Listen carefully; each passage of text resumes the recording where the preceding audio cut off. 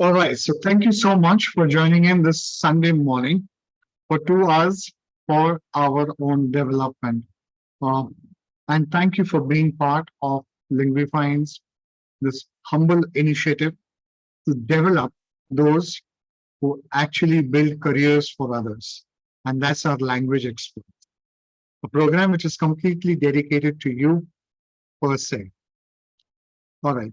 Let's let me share my screen.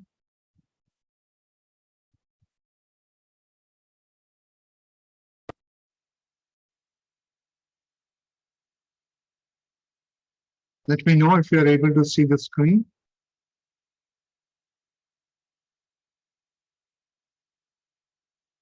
Okay. Are we able to see the screen? Yes, sir. Yes, sir. Perfect. You can unmute your mic. The presentation is not one way. I am not exactly a pedagogy guy, but whatever concepts we are teaching, we are talking about today, we like to have discussions around it. All right. Preparing your content for effective delivery. A very important aspect. And why is it important? I'll tell you this. You are language experts. You know what is right, what is wrong, technically more sound and more perfect. But why does a student like teacher A and not teacher B? Why does a parent prefer to sign up with student with a teacher A and not teacher B? It is not so much about being technically perfect. It is also about being technically perfect, but the art of delivering the content. Because a parent or a teacher comes to you so that his child can understand.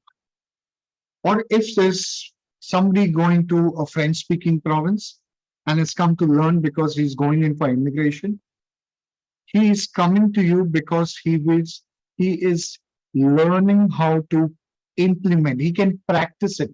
He can visualize himself speaking that language because of the way you teach. And if you really ask your students, why do you like? She teaches very nicely, but what is taught is literally the same. So content is important, no doubt, but your delivery is very important.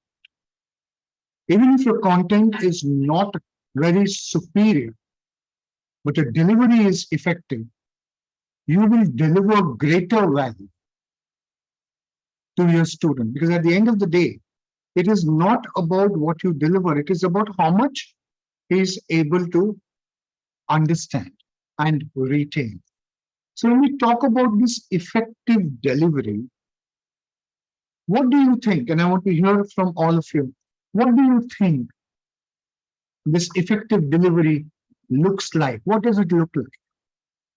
Anyone?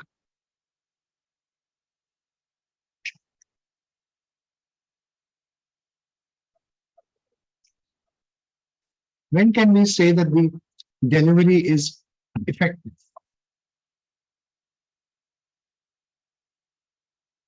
Go for it. Give it a try. So if it's for a school student, it would be depending on the performance in the exercises that follow and the usage, the correct usage. Okay, that's right. What else?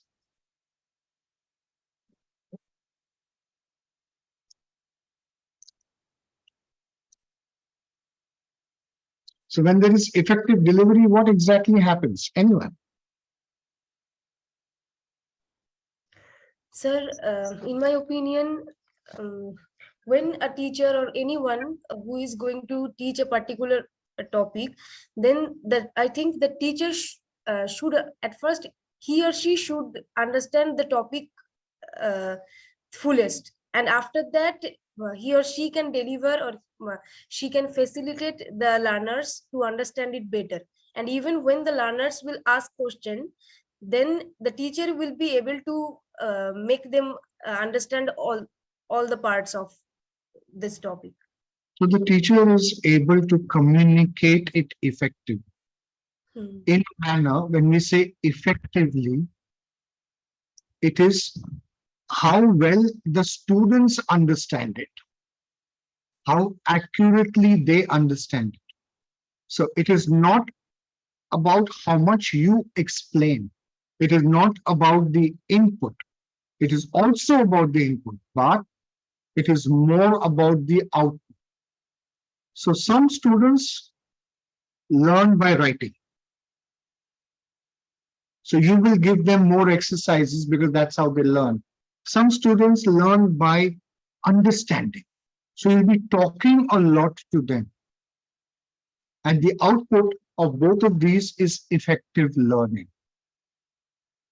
So when we say effective learning, what does it mean? It means there is retention, there is recall, you retain what you have learned in the mind. I'm talking about the student. You retain what is there in the mind. The student is able to recall and is able to apply. Retention, recall, and application. This three things, if you achieve this, you can say that your content delivery is effective. Three things: retention, recall, and application. And like you rightly mentioned, depending upon the student or answering his query so that he clears his doubt, so he understands, he's able to retain. So often we tend to give acronyms, short forms. Why do we do that? Give an abbreviation, okay, or link a particular concept to a particular story or an example. Why do we do that? So that it is easier to recall. He has understood, it is there, but the recall is important. How does he do it? You do it by an acronym, you do it by an exercise, you tell him a story, and he or she is able to recall at the time, maybe of the exams or whatever. So the recall. And third is the application. When he or she is actually writing the test, is able to recall, and so he's been given a story. He's been told, write an essay on. Now, all that he has learned, which he has retained, he needs to recall that and apply it on the paper and write the story on. And it may not be a story which we have decided earlier, what you have taught earlier. So if you have taught, let's say, three possible stories that can come, this is write a essay on culture, a very broad topic. Now, something which he is not practiced, but when he attempts that, the application, he is going to use the knowledge you gave him, be able to recall, and then apply. So if these three things are there, your content delivery is good. Retention, recall, application. All right. Any questions that you have, please go ahead and ask. You don't have to wait for later. Feel free to stop me and ask. So broadly, when we're talking about delivery, first you need to have content, no doubt. And you are the experts. You know it better than anybody else. We broadly divide, I'm dividing this into two parts: input and output. And one of the things that we tend to do more, we tend to focus more on input. We try to develop a perfect content. There is nothing called a perfect content. You can keep improvising it. Today you feel this is perfect. Trust me, go through it after a few days, a few weeks, you say, you know what, I can tweak this a little and make it a little better. And that is important because there is no full stop. Okay, this is great content. You will keep developing. Generally, we tend to focus more on content, on input. And there are two aspects to this input, which we are going to talk now. What I'm going to take you through at the end of the presentation, you will be able to focus on the input, yes, but also more on the output. And you will automatically give 50-50 weightage to that, to input and output, where today probably your focus is maybe 80% on input and 20% on output. So, great content. How do we make great content? Anyone?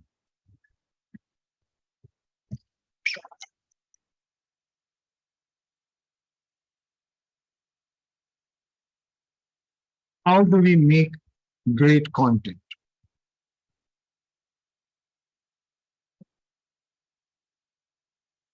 Give it a shot.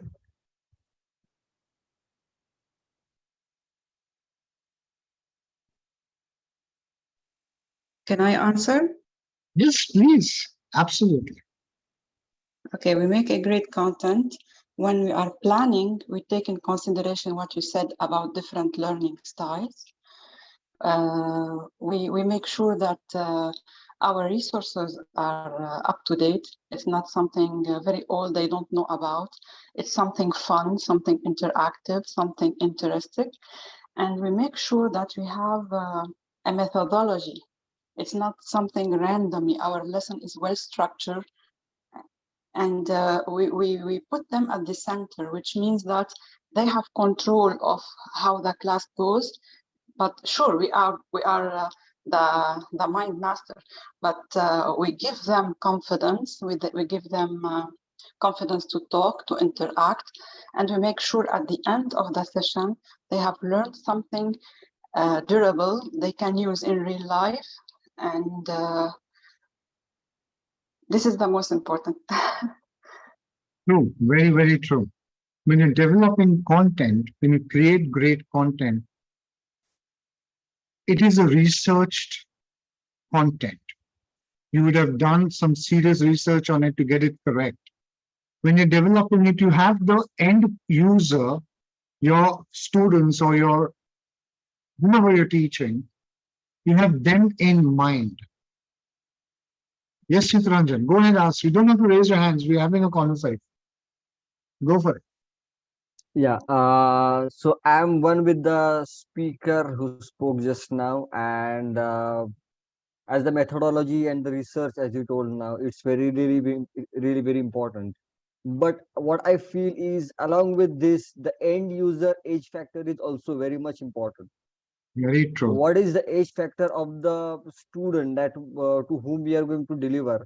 So from that point of view, if we are setting some examples, if we are setting say, any research thing, if we are going to present any module, if they can relate to that, it will be very effective. Like for example, for the students who are learning in 8th or 9th standard, if we explain them something by taking some help from the literature, it would be really very hard for them to understand. If we will explain, they can understand. But if you will tell them that thing by just telling a story, or by telling some current thing, because they are really very attached to the social media and they can understand the world somewhat. So if we update something by taking any current issue, by telling them with some current any news or something, they can relate it to that really very fast. Very true. Both of you have brought a very valid point. You keep the end customer in mind, in this case, the student. And you do a profiling, which I will come to, in fact, in the next step. How do you do that? But yes, because at the end of the day, it is about him being able to retain, recall, and apply these three things. And that is why he's engaging with your services. So that becomes very, very important. Even the content when you're developing, how are you simplifying it? If it is too simple for someone who is at a higher level, it's not going to motivate to learn. It is too complicated for someone who is at the mid level or a lower, at the beginner level, it is going to have the same results. He's going to give up.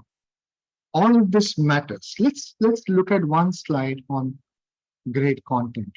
What does great content look like? There is deep research.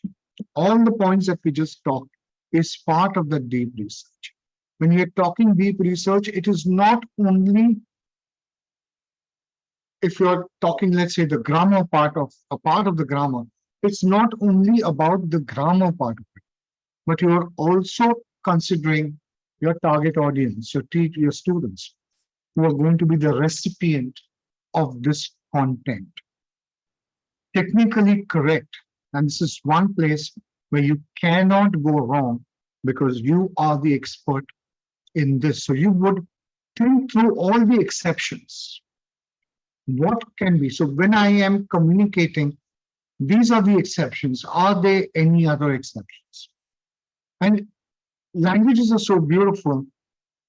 When you keep conversing with each other in the same language, you often come across new situations where certain rule which you thought applied actually doesn't apply, because there is this one aspect which is different. And all of these, then you will start talking as part of your content development to build that great content. That's why I said right in the beginning, there is nothing called a perfect content. There's great content, and a great content is part of deep research. It is technically correct and it is relevant. So if I'm teaching certain things to A1 level and I'm teaching the same topic to let's say a B1 level, my content is not going to be the same, although the topic is the same. The levels differ. That's the reason. So it has to be relevant to the requirement. So if he's come to you for spoken French and he is not so focused on the grammar part, your approach will be different. The language remains the same, but your relevance to the requirement becomes very, very important. So deep research, technically correct, and relevant. These three aspects are the minimum to have great content. And the good news is you are the expert of your content. You are in control. You can make it happen. Let's say, for argument's sake, you are C1 qualified and so am I. But I am making my presentation for a particular audience. For that event, for that lecture, it is my content which I have created and I'm delivering. I am the expert. Nobody else, including you, even if you are C1 qualified.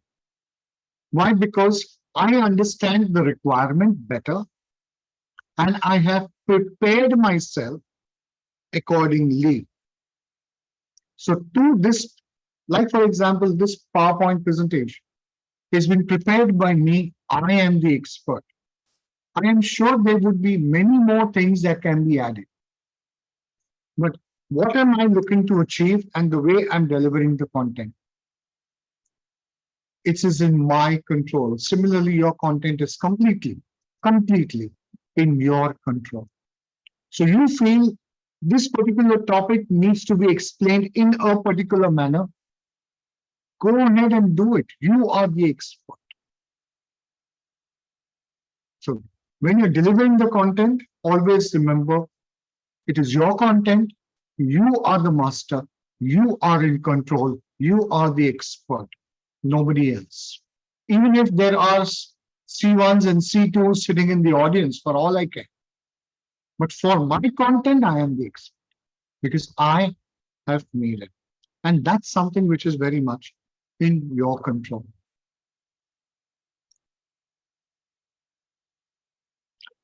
Now to the point, how do you profile the audience? Now, if these two are your students, will you take a different approach when you're teaching to these two students of yours? Yes or no? Yes, Yes. So what would be the difference in the approach? it will be because of their different needs, first of all, their different backgrounds, their different culture. We have to take culture into consideration and the purpose of why they are here. Their intelligence, their skills, everything. We should make a study for each course. We should make a study to see their needs, their culture, everything, so we can plan and we can deliver. It will be an individual delivery learning. Good, valid points that you're bringing up. Anyone, anyone else? What would be your difference? She brought up some really very good points, and I want to talk about it. Basically, with a child learner, I would typically go about instructing the child how they're supposed to, like I would deliver the content and then go about guiding them how they need to solve exercises, etc. Whereas if it's for an adult learner, as is the second case, probably I would like to help them to associate it with their real life situations, and I found that that gives better results and keeps them engaged, the adult learner. So what you're saying is, for the child, you would use, you'll be more instructional. You will tell what to do more. Right. With an Yes. adult, you will be encouraging them to come up with, where they can use their experience and mature. Yes. That's a very, very, very good point. Anyone else? I'm really liking this discussion. Anyone else? Basic difference in the approach.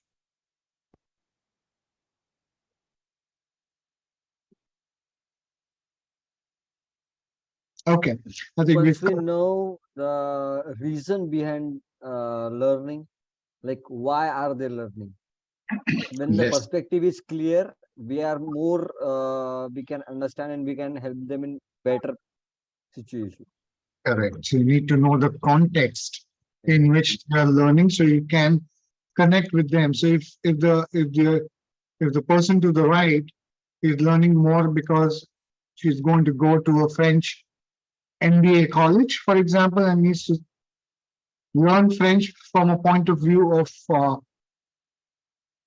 you know living in that city, then it is more conversation. It's probably an A1 level or probably an A2 level. But for the child, it's probably clearing a particular exam of a standard. So your context, very valid. Now, I want one of you to give me one example here, but let's understand this a little deeper from the child and the adult. The questions that you need to ask when we're doing the profiling of the audience. Now, one thing you should always be careful of when you're doing a profiling of the audience, on what basis does a person do it? Right? We normally look and basis our own understanding. We say, okay, this person is less mature, this one is more mature, so I need to be more instructional here, I need to be more participative there, or whatever. I make a judgment. What do I make a judgment on? I make a judgment on my perception. But is my perception perfect all the time? The answer is no, because I am a human being and I am not perfect. No human being is perfect. So if I completely rely on my judgment and my assessment of it, I might go wrong. But how? If I don't rely completely on my judgment, how the hell I can come up and do the analysis unless I'm asking somebody else, but the same thing is applicable to that person. Even that person has his own perceptions and value systems and all of that. Now, there is no perfect answer to this. But one thing is for sure, it cannot be based completely on what I feel. Ask yourself a few questions.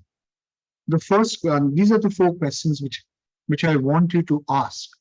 First, what is the level of maturity to grasp this particular content? See, if you are talking about, let's say, a brief introduction, how to introduce yourself in French versus a complicated grammar, they are not the same because the level of difficulty of both are very, very different.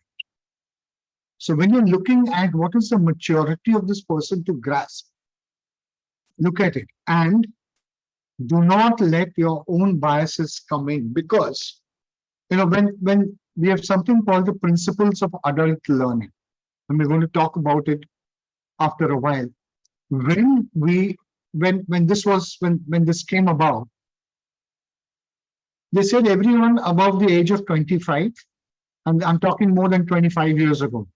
So anyone who's more than the age of 25 is an adult learner, the others are not.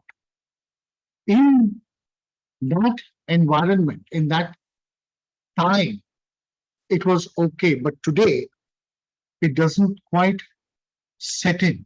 Because we will have children like the one we are seeing who are so well informed because they have greater access to technology. So many kids are better on IT as compared to their parents, although their parents may be even diplomats. So look at it from individual, understand from that person, what is his maturity? Does he understand complicated things? Does he have the maturity to understand? Like when you're in the same class, you have some students who are so excellent that they would have, they're teaching a topic, let's say, they would have done their own research and gone much beyond the content. Their level of maturity is far more. While the same class may have people who are struggling to understand even what you're trying to teach, so very minimum, let alone. So do not judge by age. Understand, talk to the person, and develop the art of judging, of understanding from a maturity point. So when you're talking to the person, you need to think. So when it comes to the simple language or the simple verbs, for example, I think I need to be more, this person will not understand, we'll have to make him practice more. When it comes to those complicated things, it's only instructions. I'll have to make the person do. It could also be a mature guy, but completely dumb. And I don't mean dumb in the dumb sense, from a language learning capability point of view. He's mature, he's over the age of 25 and all of that, but he can't understand the simple things. I'll have to make him do things. So do not take it as a given. Just because a child looks smaller, maybe more mature, from a grasping point of view, from an adult. So always have a conversation to understand and make a judgment. The second thing that you should look at, does the person prefers to be self-directed? And you will find this a lot in the current generation, the youngsters of today as well. They want to be independent. They're very individual. They have a lot of pride, self-respect, and ego. All of this. So can I use, it's not about right or wrong. If the person has a high ego, can I use his ego so that he can learn certain things? Can I make it self-directed? If he has high ego, if he has high self-respect, the probability is going to be that he is more self-directed. If he's more intellectually, aspiring to learn, looking for intellectual satisfaction, he will be more self-directed. So your exercises, the way you're designing, gets aligned to that. But ask the question. On the other side, even if it's an adult, it need not be that he's self-directed. In majority of the organizations, if you see, you go to any average company, and all these adults who are working, you will find, and I'm talking from research, about 80% of them, they simply follow a process. So somebody is, let's say, filling up a form of a new customer. This is the way it is supposed to be done. There is no much application of mind, not that the person is not capable, but there is nothing very less opportunities or willingness to take a decision of his own for whatever reason. He's either filling up a feedback form or a customer form or doing, let's say, a finance transaction, accounts receivables, accounts payable. He's just following what, and this is basically instructions. This is the way this needs to be done. So you have traveled and you have come back. The voucher needs to be, a travel voucher needs to be in this form. This is the content that goes in the form and I will receive it and this is what I will do. There's nothing wrong in it. I'm not saying right or wrong. I'm just asking you to understand the patterns. Because if you're teaching someone like that, your approach needs to be different. A lot what we just discussed should be for the child, should actually be for this person.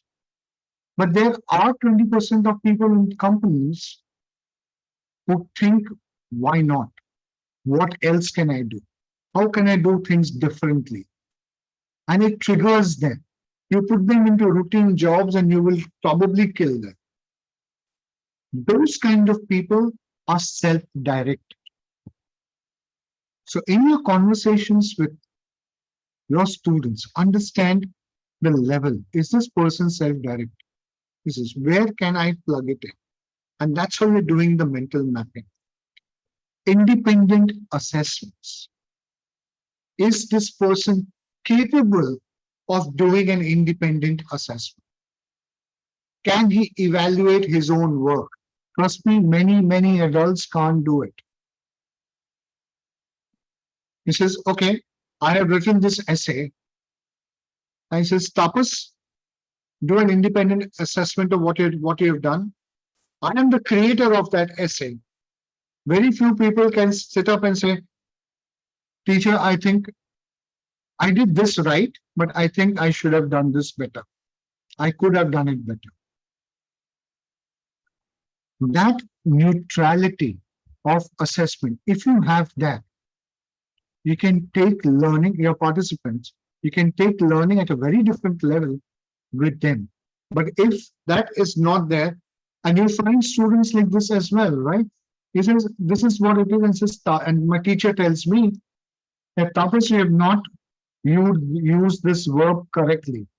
And then I go, but teacher, you know what you said that I should be doing this, and then when this is the case, I should be writing it in this fashion. I did that.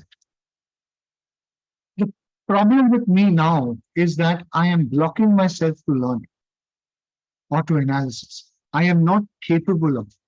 Don't try to change me because trust me, you can't change people. It takes a very long time. Your time period is short. Look around it. So if I have this kind, like I just mentioned, how should I go about it? Then you need to probably sit with me a little longer and understand. He says, hey, you know what, you did this great. And if the rule was this and if this, but here was the exception. So just write it down in a notebook. If this is there, then you do this. The level and the method for both are very different. Wherever you get students who are able to do a reasonable independent assessment, always encourage. Always encourage and have that discussion. You will take them to a very different level.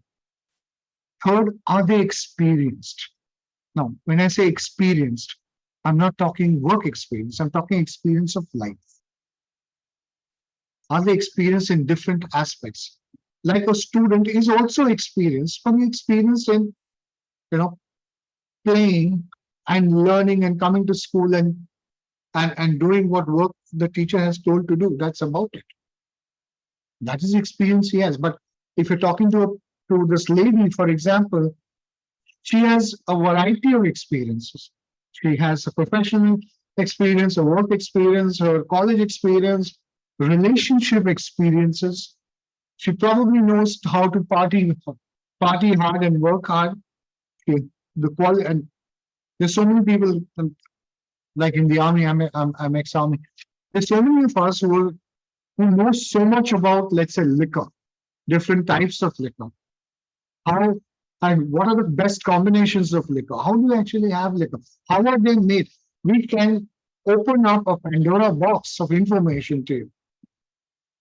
Now, my liquor understanding of liquor is really not the point. But when you are teaching me, and this is a point which brightens my eyes, it's my experience, I connect with it. Let your examples be around. And you don't have to create an example. You just Tapas, give me an example of this. How will you apply this in your example? What will I do? I will go back to my experience and then talk about it. So if I am serving, if I've invited a guest, if I'm going to invite somebody as a guest to my battalion or my unit or my home, this is how I will do. Now, what am I doing? Whatever the technical aspect, I'm applying it in my mind first, in the environment first, and then I am communicating where learning is happening. So when there is experience, understand what kind of. So a very simple question to your student, like, what are your interests? What all do you like? What do you do in your free time? What has been the most difficult situation for you? What is it you really enjoy doing?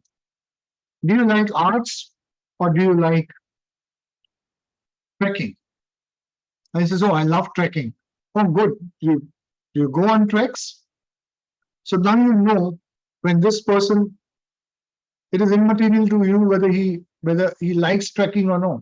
But now that you know that Tapas likes trekking, the questions that you will throw on me can be so much more relevant to me.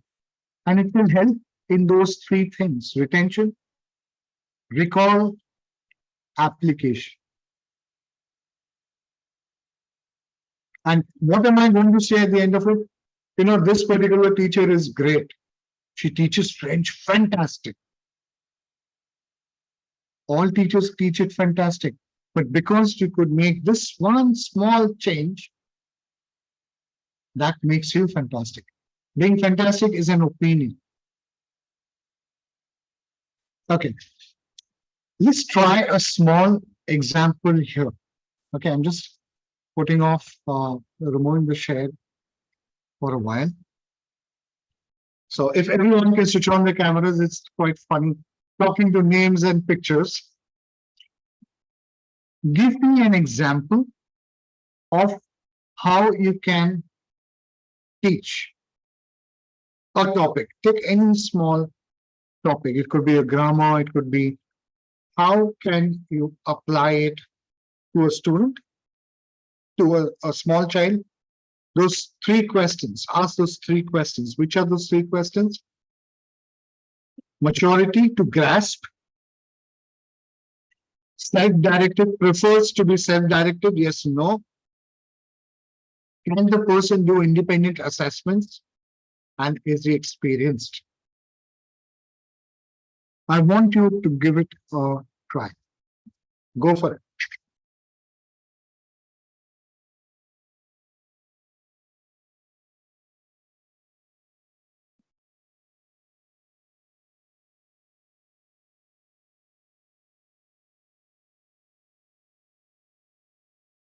Yeah, you're on mute. It'll be great to have all the cameras on. But I'm kind of old school of it. You said level of maturity, independence, and Independent evaluation. assessments that the individual can do. So maturity to grasp prefers to be self-directed, independent assessments of self, and they experienced. Are they experienced? Are they not? In what are they experienced? So on and so.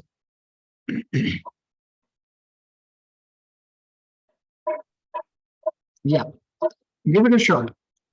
Think of a small content and give me both sides. Go for it.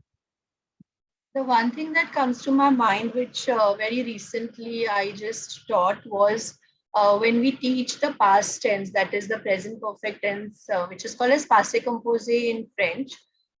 So when I teach it to students, so typically we give them exercises and then there's a comprehension and they answer it.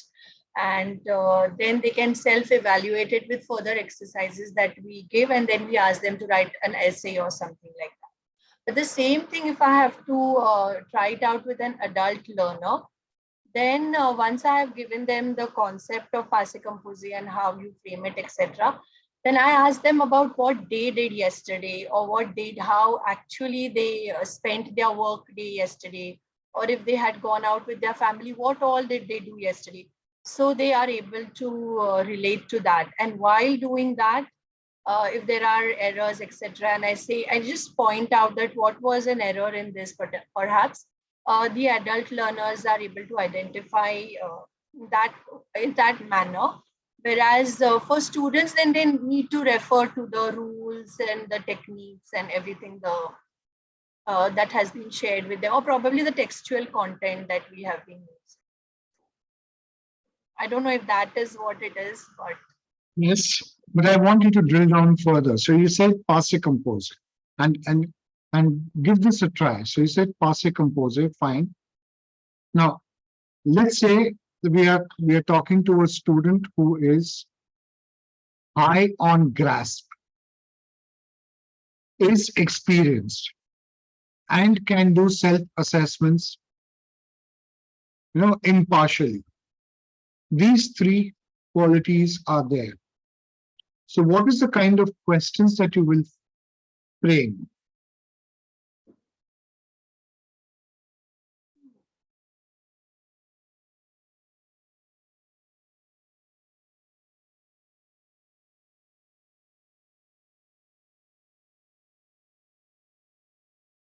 Anyone can try this, okay? This the more we practice it, the better it's going to get. Sabah, go for it.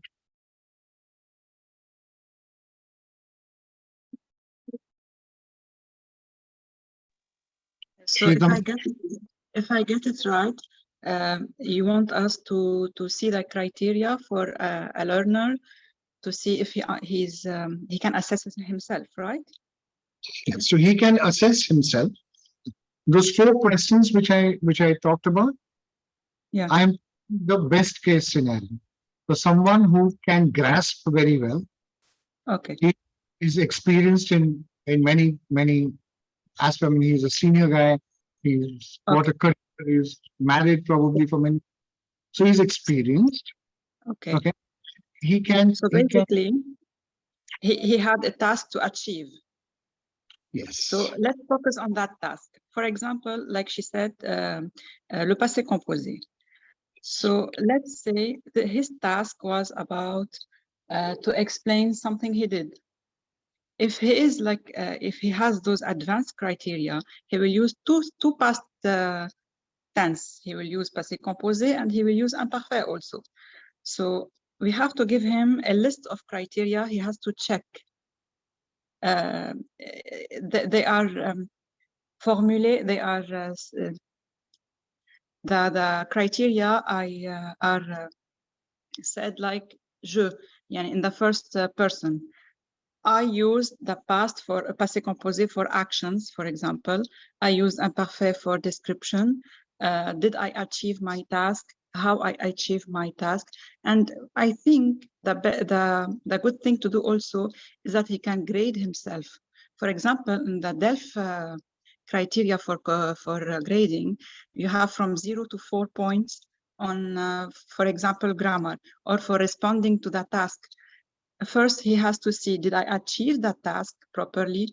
Where was wrong? Let him focus on this.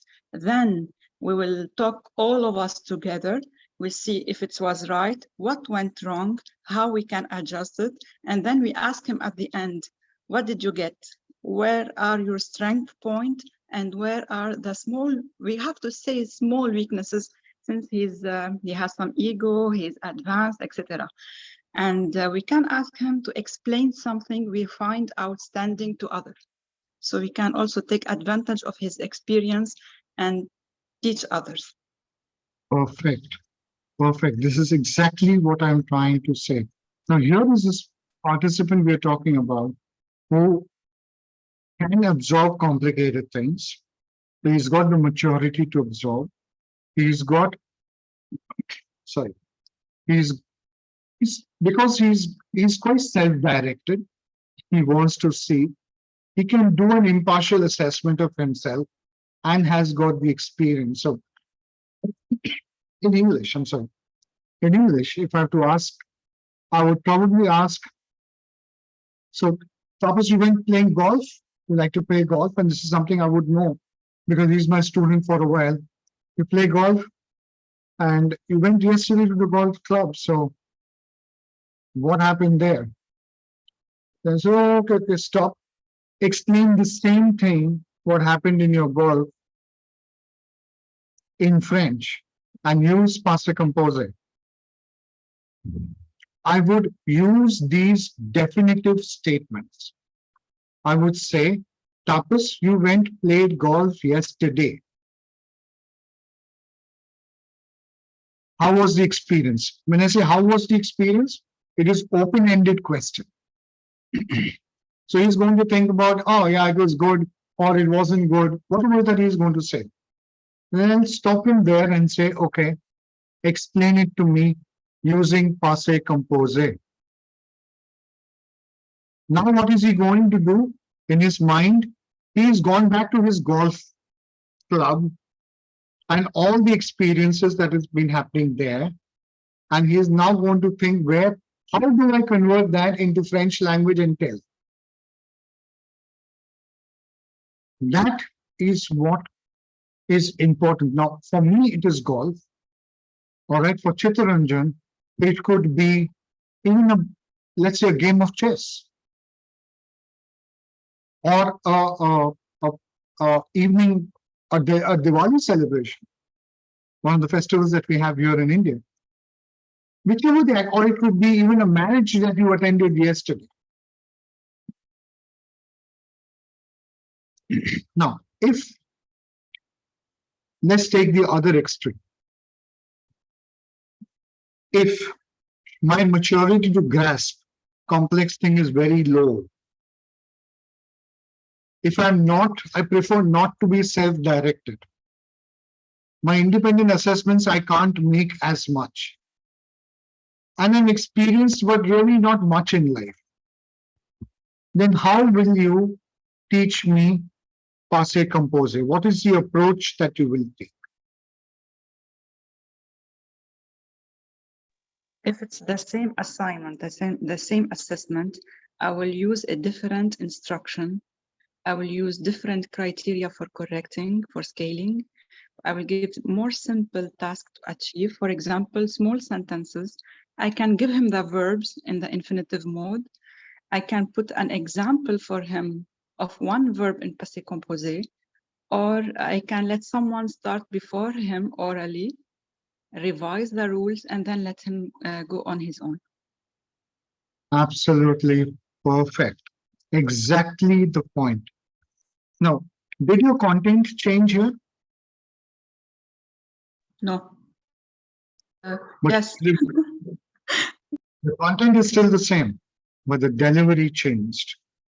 And the effectiveness of the whole thing was not just your content, but also how you chose to make the delivery of it. So at the end of the lesson, everyone had the assessment for the same objective, but in different ways, in their different levels of understanding, cognitive skills, etc. Absolutely. See, if we have, all of us have been in a class, in a classroom, all right? Now, let's picture a classroom where a teacher is teaching and maybe, 40 students are sitting in the class. To the teacher, it is one to many, correct? When you're looking at it from the teacher's point of view, it is one to many.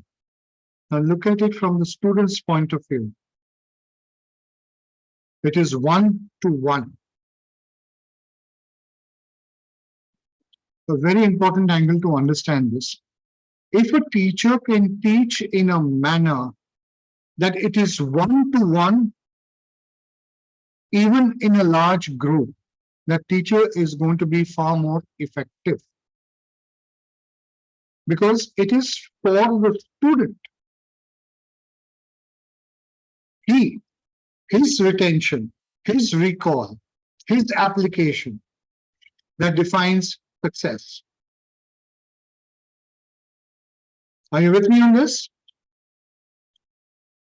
Yeah. Okay. Let me share the screen again.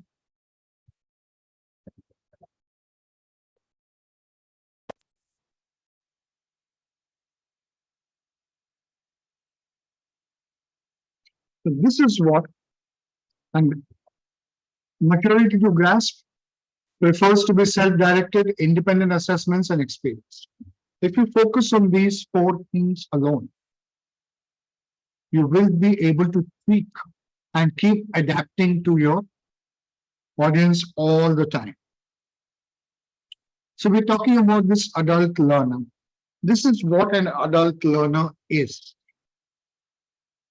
His maturity level is higher. He prefers to be self-directed, independent, experienced, and it has got nothing to do with age. You can have a youngster, a teenager who is far more mature, far more self-directed, far more independent and experienced. So you should be cautious on not to fall for that trap where you are making a judgment on your perceptions. Never do that. All right. So fundamentally, this adult learner, what does he need to do? He needs to know you need to know why do they need to learn? Why is this guy learning? Some students learn to pass an exam, while some students learn to excel in that exam. And if they don't get that from the teacher is not good. But if they get that from the teacher is fantastic, great. So always understand where the student is coming from. Where can they use this learning? Give them the no. For adults, it is possible to do. For students, it gets a little restricted, schools. But there are so many events happening, so many competitions happening. Encourage the students to participate in all of those, where they are getting to practice what they have learned. And if any of them lands up with a certificate or something, they win or are recognized for it, it is a huge reinforcement. The impression that comes up, it's a good teacher. And so will the parents say the same thing. An adult learner remembers more by doing as compared to listening. And they learn effectively through experiential learning. Like when you asked me to do passe compose on the golf trip, on the golf club visit of mine yesterday. What all did I do? So I'm connecting it. So that's how they learn better. Okay. There are 7 principles of adult learning. I'm just showing this slide more from just from a telling point of view. You don't have to focus on this right now. Just focus on those 4 questions. The 7 principles of adult learning, which you can use per se. Self-directed is 1, transformational, relevance, mentorship, orientation to learning, personal development, and involvement. Now, we'll be talking about these later on in I think our third session that we will be doing. Now, coming back to our input, we have done great content. We have done the profiling of the student. Now it is time to focus on the output. Now, what are the factors that impact the output and what you and I should be focusing on, which probably we do, but not so consciously. The first thing is the quality of the input. Now, what do I mean by quality of the input? The quality of the input means when I'm teaching, and especially with the current generation, or even us for that matter, moment this rings or that sign comes or whatever, what do?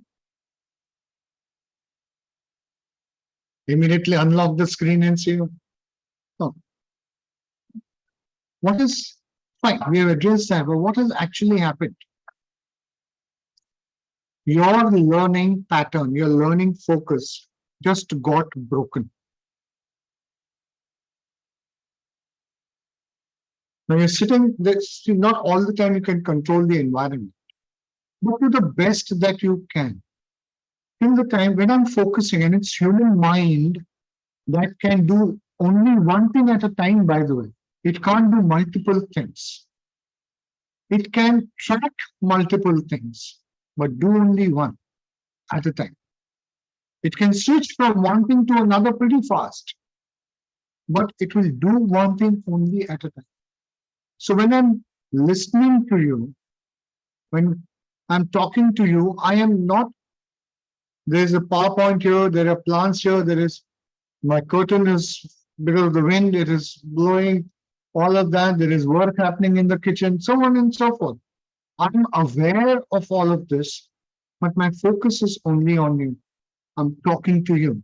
I'm in my mind, I'm thinking, have I talked about everything that I had planned for at this slide, at this point?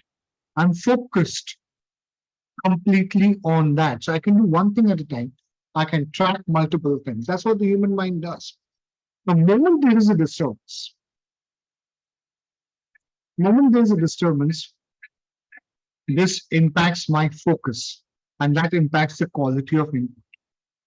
The recall will not happen if the input quality is poor.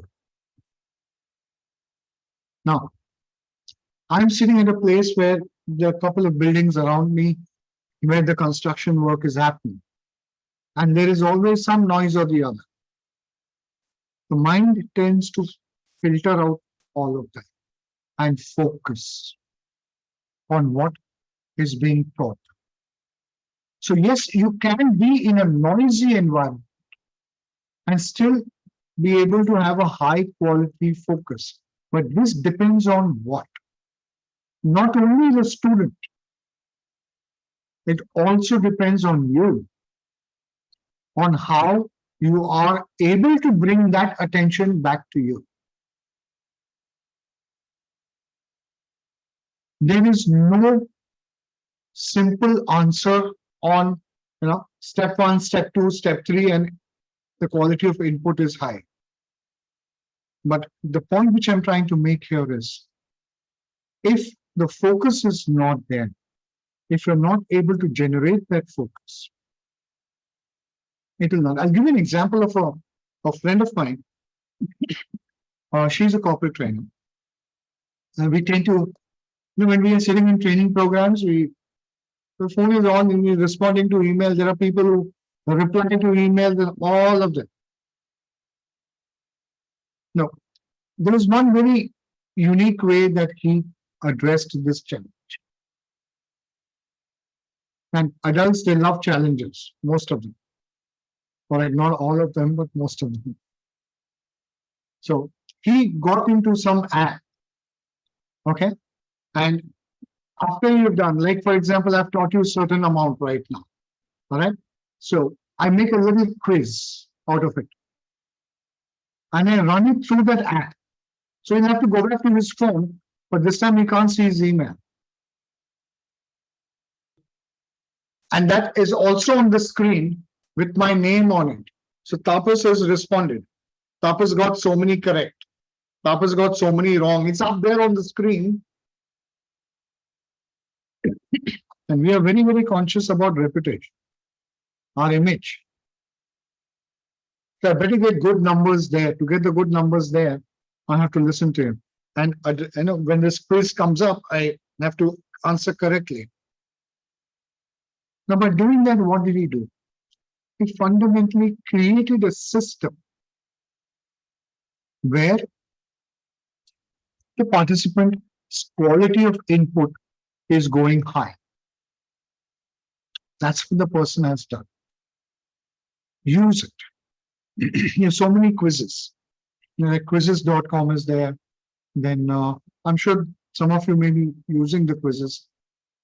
Use these kind of apps and it brings in variety, it brings in a lot of fun, it brings in a lot of different aspects. But more importantly, it improves the quality of input.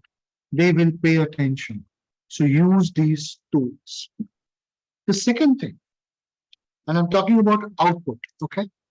Whether it is a young learner or an adult learner, make them reflect. Now, for the adult learner, we did speak. Yes, Chitranjan.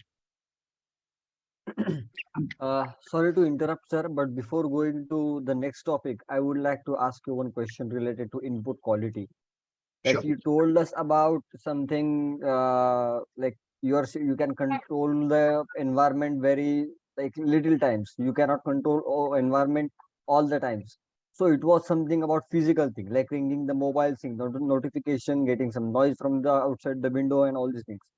But there are some times that the thoughts in your mind, there are a distraction to you.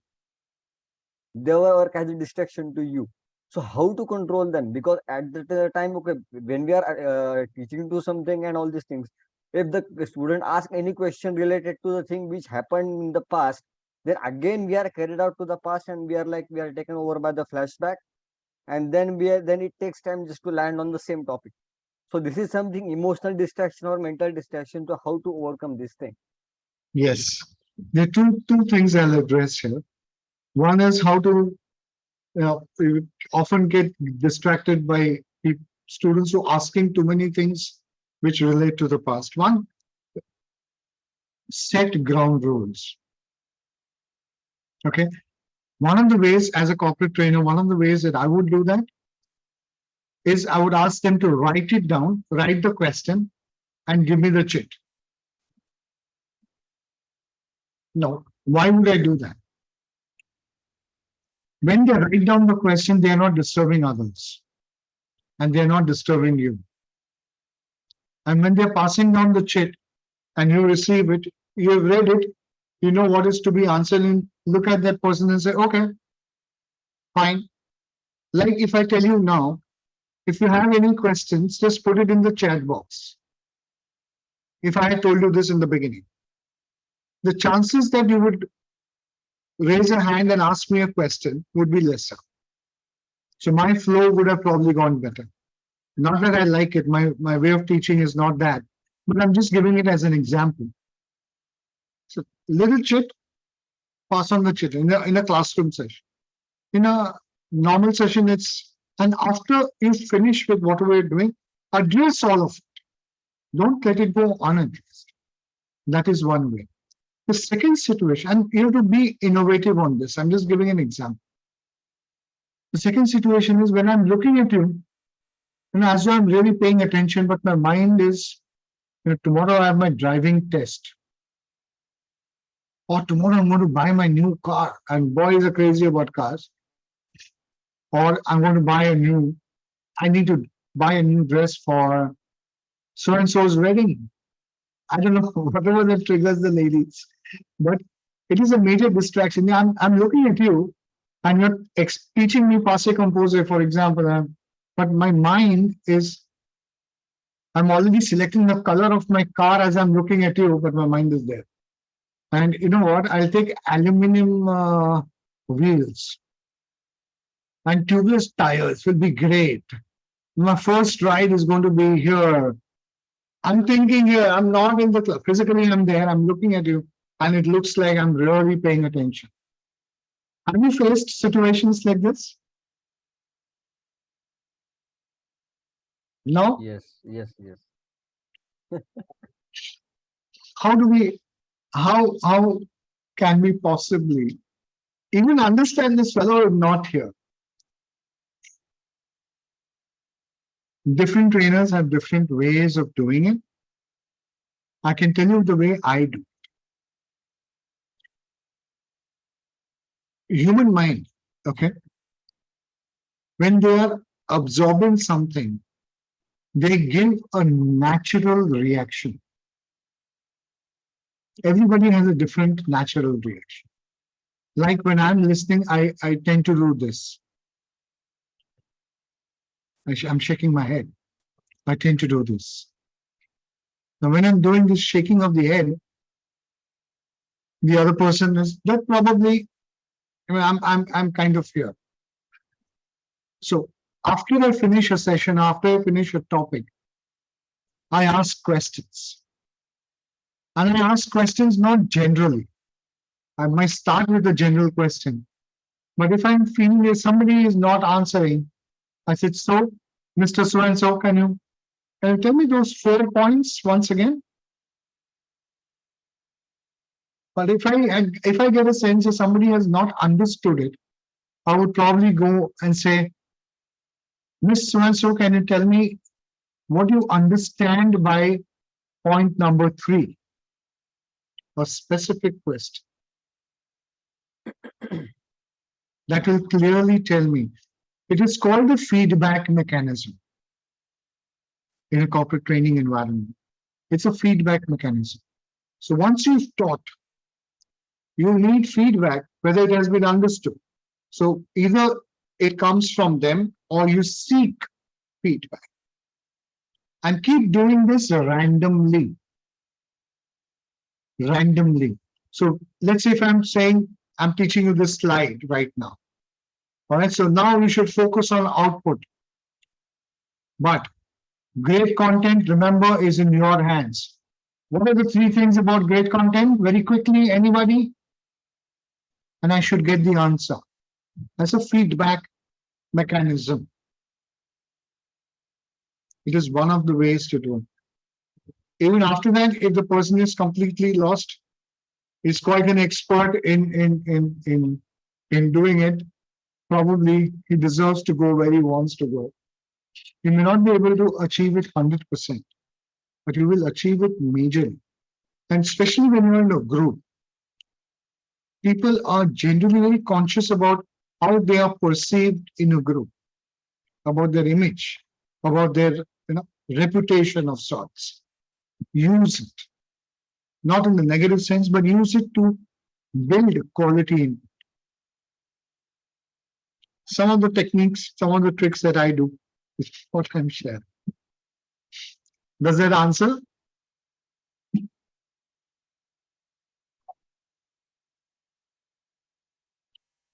Does that answer now? Feedbacks. Yeah, yeah. Taking frequent random feedbacks. Absolutely. Okay. Let's move to the next one. That is reflect. Whenever you're teaching, whether it's a young learner or adult learner, whichever, you need them to reflect on what have they learned. What are the points? What are the fine points? Make them reflect and then implement. For a young learner, you will give a test to see whether he can or she can write. For an adult person, you would give a situation, whichever way, but make them implement. Or you're going to tell them tomorrow when you go to the market in Nice or France, wherever you are going to find out what are the vegetables that are available, and you will WhatsApp it, or you will, in the next class, you'll tell me about what is available. Take the picture and give me the names of all those vegetables. So it's a real picture of a real-time situation at the market. It has so many vegetables which you don't know what is there. And I have to get the names of them. You're making that guy implement. And then very important aspect, the fourth one, give constructive feedback. Why do students come to you or to a teacher? It's because they don't know, because they find it difficult, because it is challenging. That is the reason why they come to you. Acknowledge that. So when you're taught something really very seriously with a lot of input, but is not understanding, don't put him down. This is okay. So this approach hasn't worked. We need to change the approach. But don't lose heart. We will get this. It's not very complicated. You will do it. Maybe we can try this. Give a constructive feedback rather than say, oh, you can't do it. You're so poor. You're not focused. You don't do this. You don't do it. Even you will not like it if that somebody keeps telling you, giving you negative feedback only. So give a constructive feedback. If you are able to do the great content, profile the audience correctly, input quality, reflect, implement, and constructive feedback, your delivery will be effective. And it is not something which you don't do. Even today, you would be doing it. But what I really want you to do is do it consciously. The amount of time that you take to focus on your input, same amount of time, I want you to focus on output. Both should have equal focus, not just getting it correct, the content, but also on the delivery part. A little recap. What does the effective content delivery look like? Retention, recall, application. Who is an adult learner? Maturity, self-directed, independent, experienced. And this has got nothing to do with age. Could be a youngster, it could be a senior person. An adult learner who is not an adult learner can also be an elderly person. So remember, it has got nothing to do with age. Don't let your personal bias creep in. 4 questions that we spoke about. And how do you prepare your content effectively? This is what it is. Okay. Any inputs? Anything that you want to share on what we just discussed?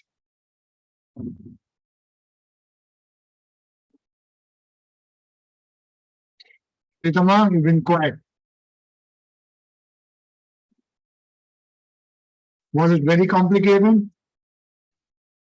No, sir, it's not complicated, but I want to say that when Maha was giving example like passe composé, so I think there was a question like when I am going to teach a beginner and when I am going to teach an advanced learner, then what will be the basic difference? Very good question. Why So- didn't you ask this question before? So when I am going to teach I'm not asking question like I am telling what I have understood. So That's a good question. So Go the back to the questions. Do the profiling properly. I may be a beginner. I may be learning in advance. Now, a beginner can also can understand complex things. That maturity is there to understand complex things. He could be self-directed also. All of those 4 questions, he could be on the plus side. It necessarily doesn't mean just because he's a beginner, he doesn't know anything, he can't do anything. No. Now, if he's a beginner, and he's, let's say, understands, can pick up concepts, has a lot of experience, and you're teaching him, let's say, how to introduce yourself to Je m'appelle Tapas Mazumdar. Uh, I'm from India. I don't know how to say that. Okay, and all of that, and you teach that, and then you can ask him, all right. So tomorrow, when you are meeting your French colleague or your counterpart in France, what are you going to tell him? What am I doing? You are now pushing me back to my experience. I'm imagining my company, and that fellow's face is there in front of me now. And now I'm literally talking to him in my mind. So I'm literally telling him, Je m'appelle Tapas, je viens à l'Inde, am I right? No, je viens de l'Inde. Je viens de l'Inde. And I'm telling him this word. When I'm telling my mind is in the office, I am looking at his face. And after I've done that, I ask him if I'm able to do an impartial assessment of my own work. Ask me. So how do you think you did? Did you do it correctly? Then I would probably say, I think I did not get the country part. I mean, my vocabulary was not very good, but I was able to do some part. My pronunciation in this was good, but this word I faltered. Self-assessment. Now, if my if my if I'm not, I can't do self-assessment and all of that, then the question that you will probably ask me is, okay, Tapas, now that you've introduced yourself, how did it go? Open-ended question. How did it go? I did everything that you told me. You said to do this, do this, do this. So that's very nice. You did it very well. Can we pronounce this word as this? You said this correct, but here you need a little bit of an improvement. Can we practice it again? So because I'm lower on all the 4 questions, if you tell me you did not, you didn't say Je viens the land very well. I said, but you didn't tell me about it. It's too complicated. I'm blocking myself mentally. I will not learn further. Instead, when you tell me, hey, you did a good job, or you're doing it for the first time, you said Je m'appelle perfectly, like the French would say it. What are you doing? You're encouraging me, you're telling me it is possible. Can we practice this Je viens de l'Inde a little better? So it goes like this. Je viens de l'Inde. This is repeat after me. Because I'm low on all of that, you have to be more instructional to me. That's the way you engage.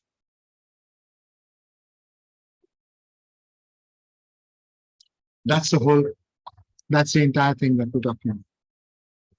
All right, so whether it's a beginner or it's an advanced visual, generally who are advanced, they would come on the higher side, but it doesn't mean all of them would be able to do an independent self-assessment.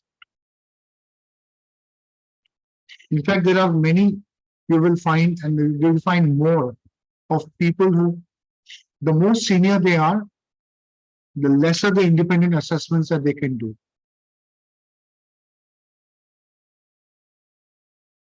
Nobody really likes to find faults with themselves. But that ability is with very few. Generally, in the early ages and the mid ages, it is more stronger. I hope I answered the question.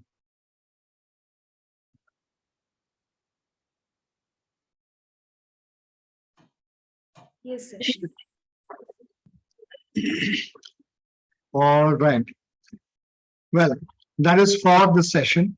I have one more presentation where I really want to explain what Linguifind is all about and invite all of you to be part of our language expert. Shilpa is already our language expert and is attending this program as part of as being a language expert.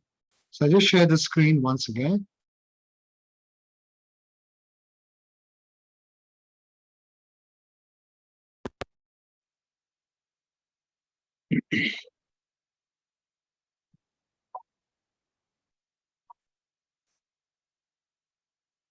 Okay, are we able to see the screen? Yes.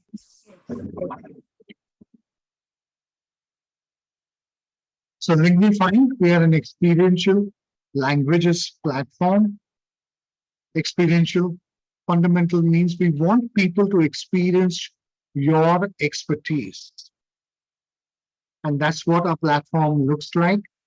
Once you are registered with us, and it goes through a little approval process where we validate your credentials. It's not a very complicated thing, but a simple test so that we don't get the wrong kind of people on our platform. That's the main thing. And that's how it appears on our portal. So when you click on the details, you will get to the details part. Connect, they fill up a form and it goes directly to you. I'll come to that.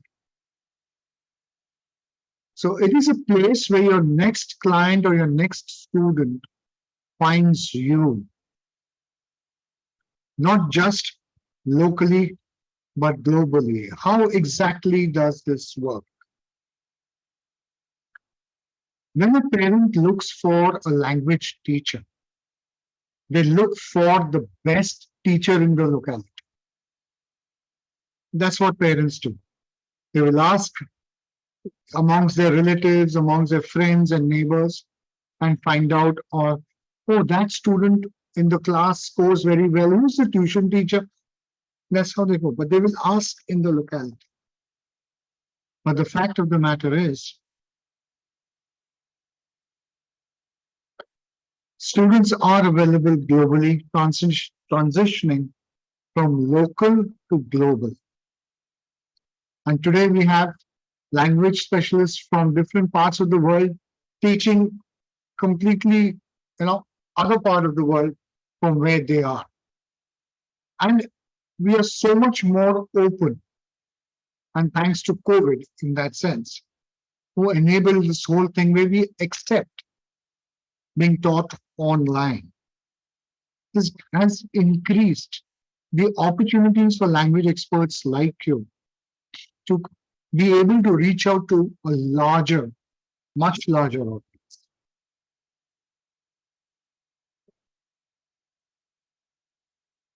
Linguifind gives you a greater reach, locality to national to global. That's what we do. Parents want to select the best for their children, and they do so by meeting the teacher and making an assessment. They need to have a feel of the expertise of the teacher. But the parents who make the decision of hiring your services are not experts in French, but still they're the ones who decide. How do they decide? They decide by understanding you, seeing you, meeting you, to have that feel of you. And in the mind, they're saying, okay, this kind of a teacher my son will benefit, my daughter will benefit. Yes, she'll be able. My daughter is very naughty, not very disciplined. This is a very nice teacher. She's strict. She'll be able to do it. Whatever the combinations may be, but it's a feel factor. Okay. Linguifind enables your expertise to be experienced by the parents, to actually have that first-hand feel. But how can that be? Because you are not present everywhere, and you can't keep giving demo lectures every time there's an inquiry. That's right. We have one option is where you are putting up your videos up front. So the sample video is nothing but a sample of your work. And you can put that up like you're seeing in the videos when you're teaching it. So anyone at any point of time from any part of the world is actually trying to reach out to a French language and sees your profile, you can give the demo lecture right there through this feature and experience and let them experience your expertise. So this is a place where the person is actually seeing you. It is like you being present in front of him right now for him to take a call. The other approaches that we have is you upload, besides the video, you upload a PDF or a PPT where your sample work is there.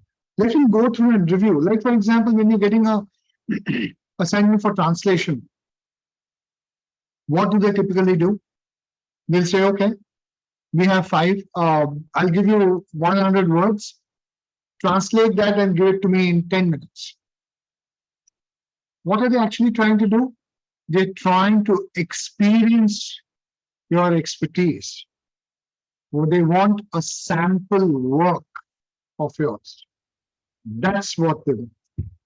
And this is what you can present upfront in the form of a PDF, in the form of a PPT.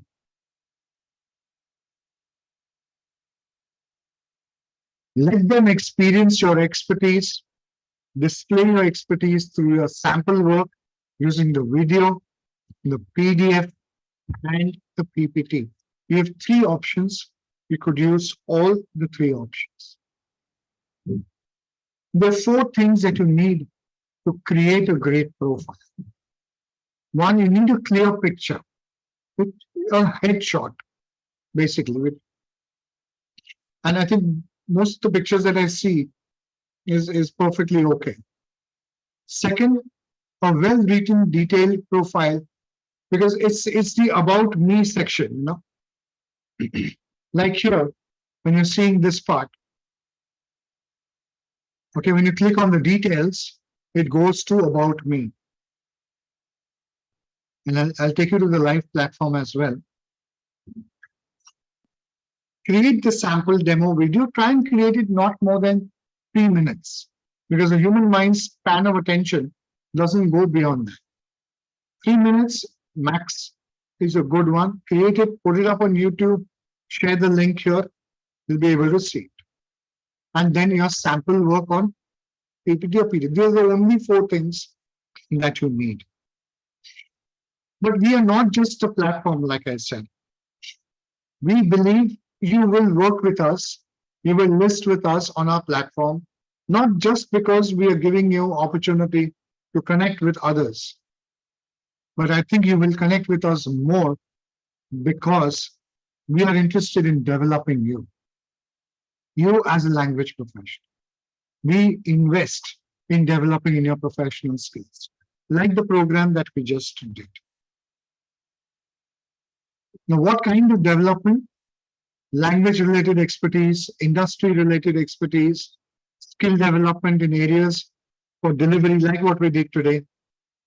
And we'll have full access to Language Experts Development Center, which is nothing but a folder which will have all these development activities listed there, and you can access it anytime, as many number of times, whenever you need to, and we'll keep adding every month, every time we do the programs for you. We want to create that library which you can benefit from.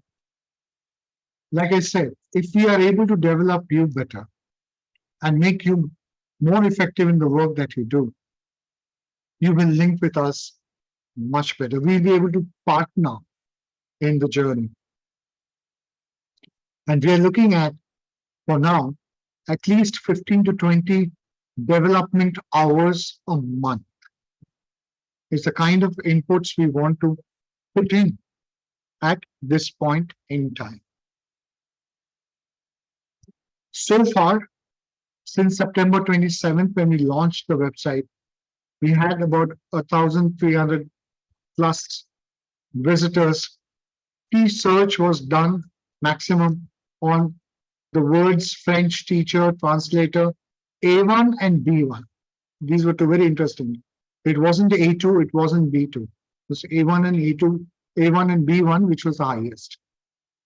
We had locations from Mumbai, Delhi area, Bhopal, Canada, and Singapore. In Canada, it was more from Alberta, but I'm taking Canada as a whole, but from the English-speaking province of Canada, not so much from Quebec. And very surprisingly, Singapore. I was wondering why, but we probably need to do that. These are the kind of assessments that we keep doing, and we keep giving inputs to our language professionals so that, if it helps them to target specifics, specific zone, specific region, all right. Like, for example, one of our participants is from Dubai, okay, and sorry, one of our language professors is from Dubai. So we are helping her to not just reach out to her area, but there are so many companies there which use. So we do the research at the back end, all right, and give inputs. So in Dubai, there are so many companies which have posted so many jobs and so many freelance assignments, blah, blah, blah. It gives our participants that much more credible information to target their, whatever strategy that they are using. And that's how we feel we partner with our language professionals. We only charge a nominal deposit of 3,500 rupees annual. It is not monthly, it is annual. It's in Indian rupees. If you can just convert it to your respective currencies. When we do our development in phase 2 and phase 3, there will be no additional deposit amounts that people need to pay. All right? We are going to do a development where all the administrative part of teaching, starting from doing it online, scheduling, sending alerts for your class is about to start, that kind of an alert, rescheduling, your resource sharing. I'm not interested in your resources, but you need to share your resource with your student, and he needs to do his homework. You can assign homeworks online, evaluate it online so that there's no too much of paperwork and things like that. And he gets the feedback instantly. All of this is in our phase 2. And then there is something very interesting in phase 3, but we'll talk about it when we come to it. Right now, we are preparing for phase 2. And there is no incremental increase in deposits or something like that. We do not charge for the assignments that you get from Linguify. There's somebody who has seen your profile, who has liked your profile. You simply connect the two of you. After that, whether you're charging him $1 or $1,000, it's completely up to you. We are not taking a percentage off. Our job is to get the two of you together. That's what we are focusing on. We hope to see all of you as our members, and as a very honest feedback, do you see a value proposition for the work that you're doing on what Linguifind is offering?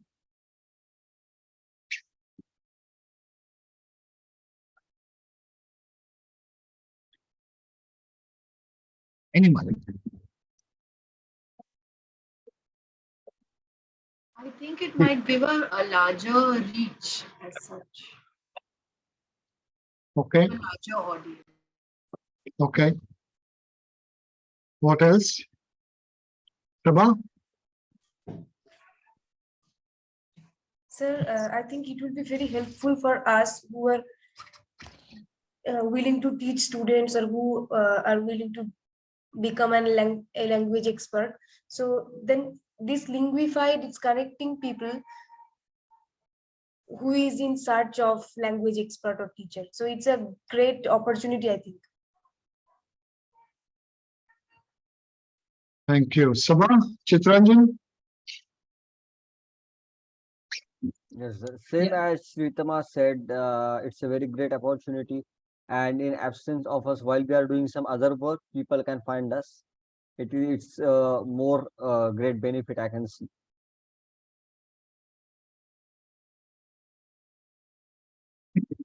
One of the questions that I often get, if somebody is looking at my profile and has approached, but I don't have the time to take the assignment right now. I can do it after a month. What do I do? And the answer is very, very simple. You don't have to take the assignment. You take the assignment based on your convenience. If you think you can make time for it and finish it in a month's time or whatever, connect with the person.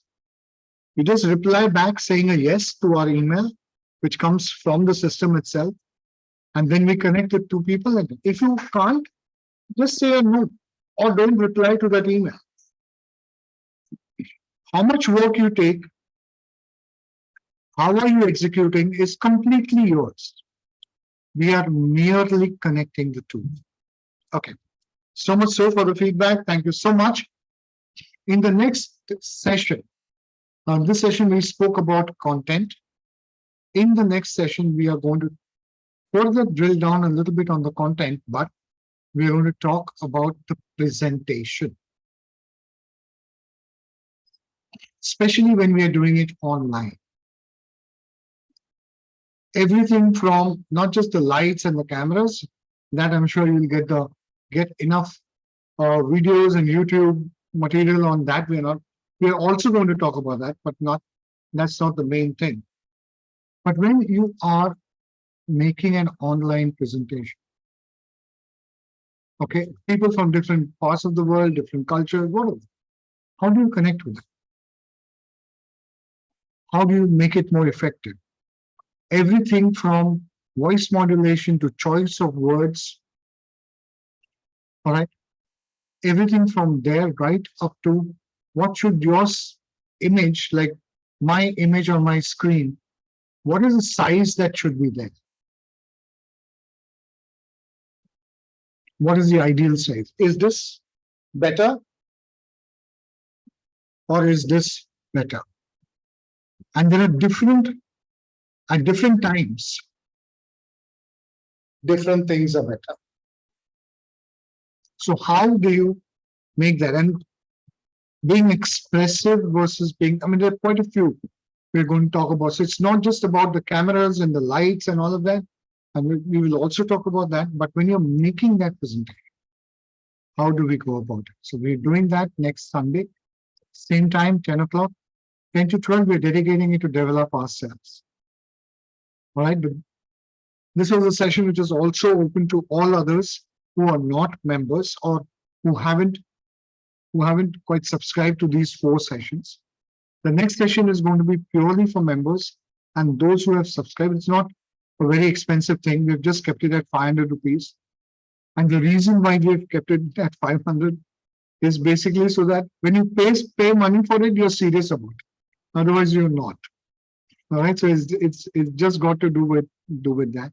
But besides that, we would really look forward to having your profiles listed on our platform, and we get an opportunity to partner with you in your language journey. Thank you so much for. Yes. Sir, I have a question.